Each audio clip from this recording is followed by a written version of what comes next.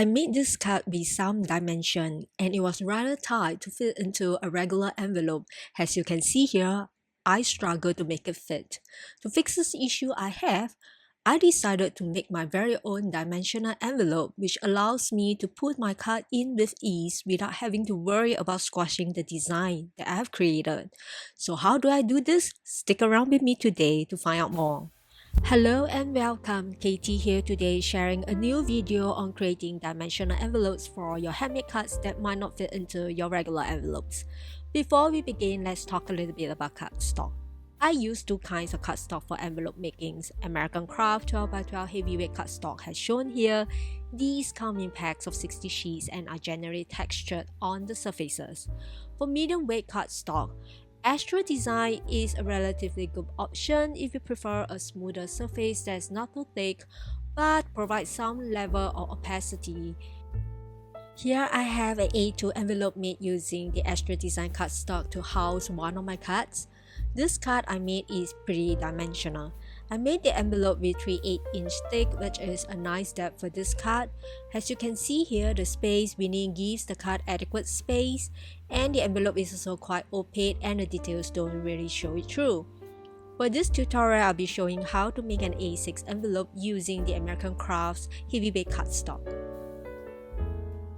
Start off by trimming the cardstock to 10.5 by 9 inches. Place the trimmed cardstock onto the scoreboard and score at 2.5 inches to create a 3/8 depth score at 2 7/8 inches. Turn the cardstock to the other end and score at 3 inches and 3 3/8 inches.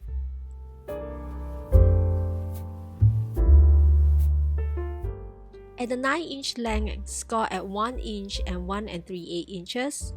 Turn to the other end and repeat the scoring at 1 inch and 1 3/8 inches.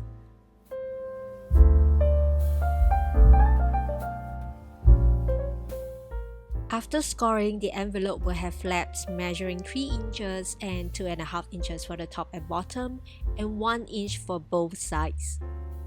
For the 2.5-inch flap area, which is the bottom area for the envelope, trim off the space towards the first score line and the second score line from the other side. Be careful not to trim all the way through and leave this small square tab intact. Make a small snip through and stop at the second score line.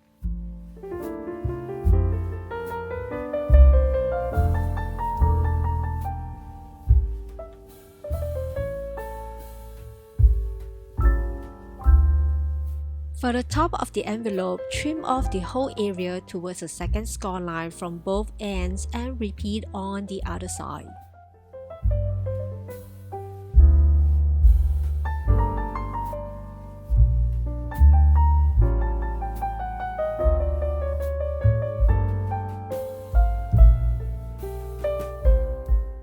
This is completely optional, however, because I want to give the envelope a sleek modern look, I decided to taper off the edges at about 1/8 inch towards the very score line throughout the whole envelope.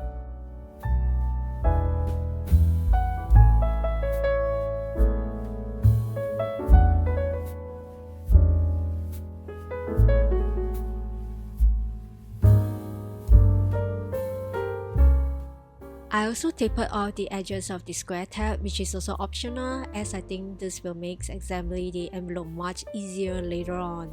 To assemble, fold along the score lines and give it a good press.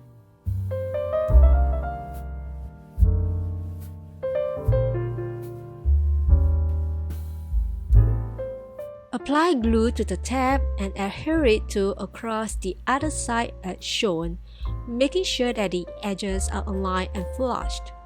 Repeat this to the other side. The tab should be glued on the inside. Once the glue has dried, you can begin to see the envelope starting to take its shape. The final step is to glue down the bottom flap up. Using liquid glue, carefully apply onto areas they will likely meet.